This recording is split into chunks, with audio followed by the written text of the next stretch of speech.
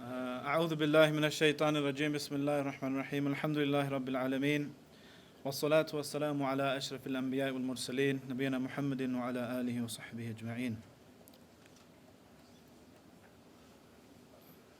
As of this morning, I checked the Oxford English Dictionary, not Islamic yet. I checked the Oxford English Dictionary and the word stupid wasn't in it. I was looking because I was looking for a word to describe what I believe is happening slowly to our human species in the last few years or decades. I was asked to speak about the rise of the far right, and I thought I'd do it from an angle which I'm in particular interested about. Right. So, and that is, when the internet went mainstream, okay, people were talking about how we're entering a different type of economy, how people are going out of they already went out of the fields, they went into the factories, then they were going out of the factories into the information economy. But some people disagreed vehemently with this. They said we're not actually living in an information economy, because economics, by definition, is the study of how a society deals with its scarce resources. And anyone who knows the internet knows that if there's one thing that there's no scarcity of, it's information.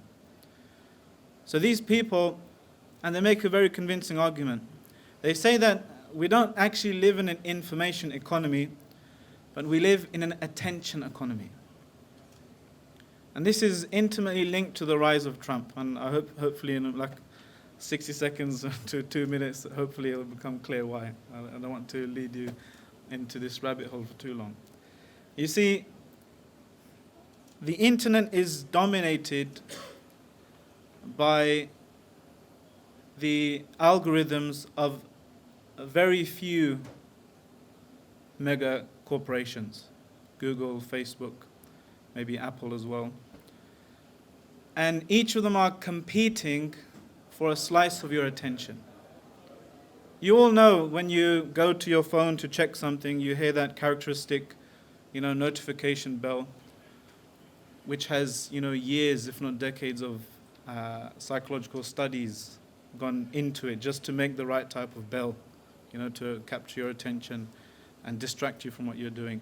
We all know that when we go onto our phones, sometimes we just forget why we even picked up the phone in the first place. Because you check this notification, that WhatsApp group, then this Telegram, and then this email, and then so forth, Facebook. And by the time you know it, you've spent half an hour, 40 minutes on your phone. And this is by design. Social media organizations, corporations, they actually employ attention engineers who utilize hundreds of years' worth of collective wisdom in psychology to keep our attention on that site. These aren't evil people. Some of the greatest minds in programming, in software engineering and so forth, are taken into this industry. Why?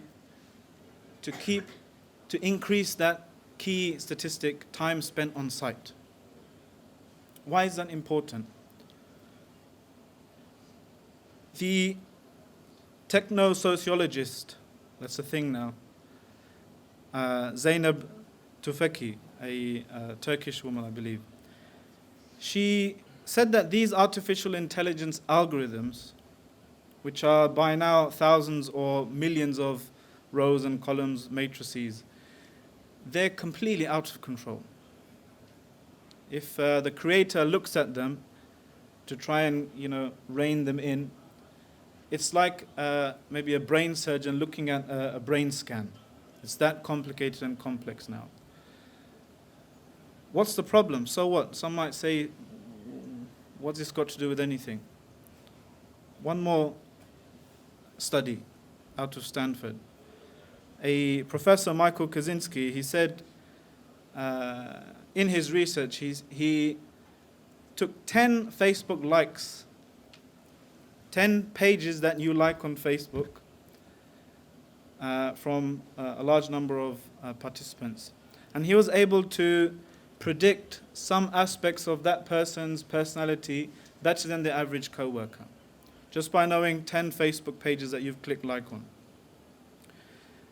By knowing 150 Facebook pages that you've liked, he was able to predict parts of your personality more than your own mother. And by knowing 300 Facebook pages that you like, he was able to predict even more meticulously aspects of your personality better than the average spouse.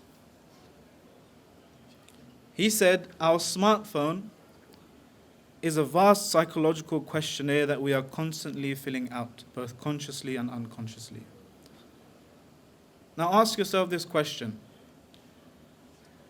In a world where companies are competing for your and my attention, and they're willing to do anything to get it. Not only that, they've outsourced this attention engineering to artificial intelligence algorithms, machine learning algorithms that are too complex beyond control now.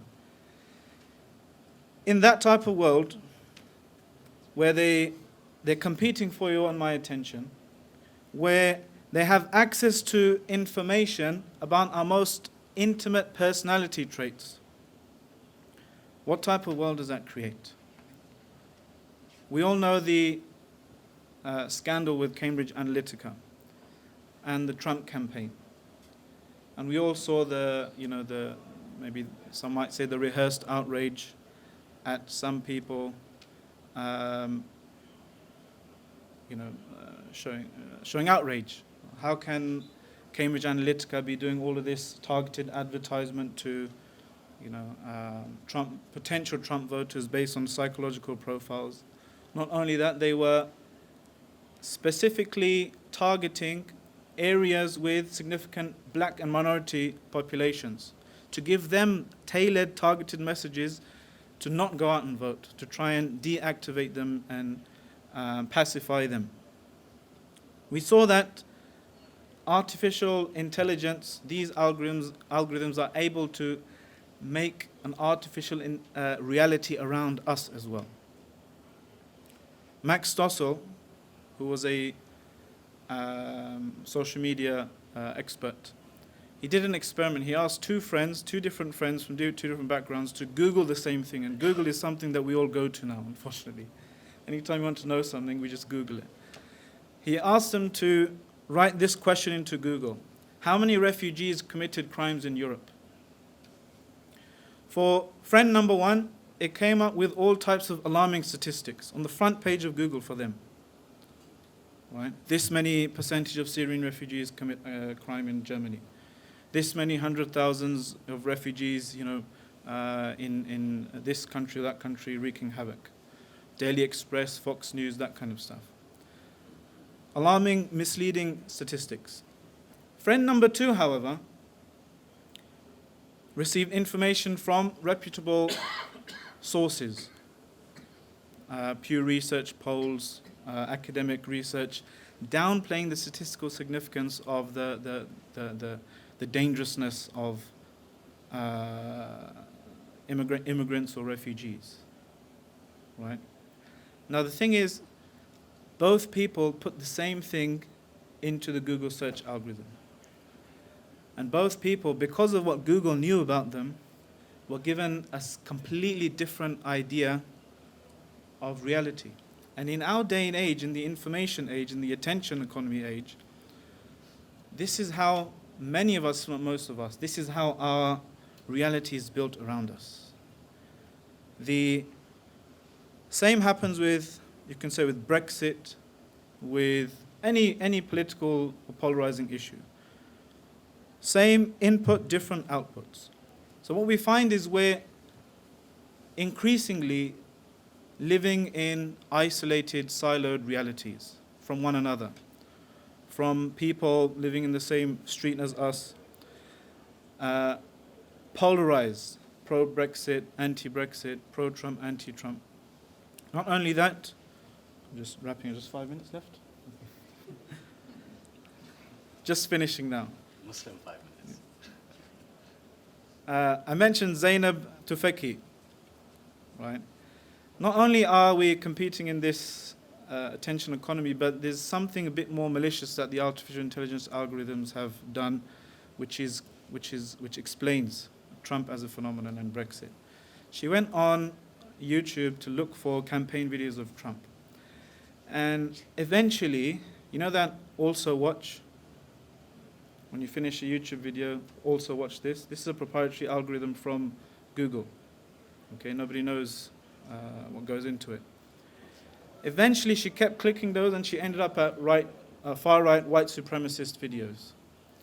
She started off on a different type of video, pro-Bernie Sanders, and she ended up at wacky left-wing conspiracy theorist videos. She watched a video about vegetarianism, and she ended up at a video about veganism. As though YouTube, you're not extreme enough for YouTube. You're not hardcore enough. So this, I think, from my particular angle, I think something that we're interested in at Islam21c, this polarization, this is something that we have to be very careful of. And inshallah, Brother Rabbani will give us some practical tips on how to, go from here. Inshallah. Jazakumullah khairan.